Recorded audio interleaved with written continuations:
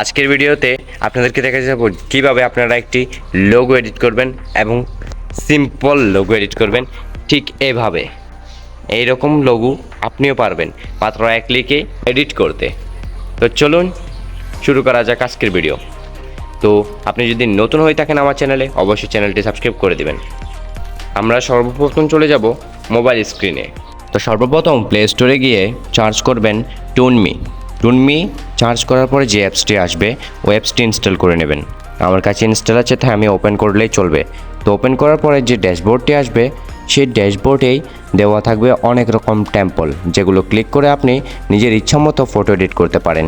তো আমরা এই ইয়েলো অ্যান্ড হোয়াইটের এই ফটোটি এডিট করব। তো এটা ক্লিক করার পরে আপনাকে ফটো সিলেক্ট করতে দেবে, আর ফটো সিলেক্ট করলে মাত্র আপনার প্রসেসিং হয়ে আপনার ফটো এডিট হয়ে যাবে। তো সিম্পলি আমি একটা ফটো সিলেক্ট করলাম।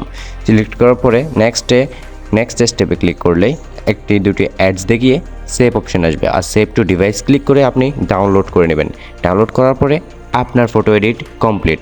তো এরকম নতুন নতুন ভিডিও পাওয়ার জন্য অবশ্যই চ্যানেলটি সাবস্ক্রাইব করে দিন।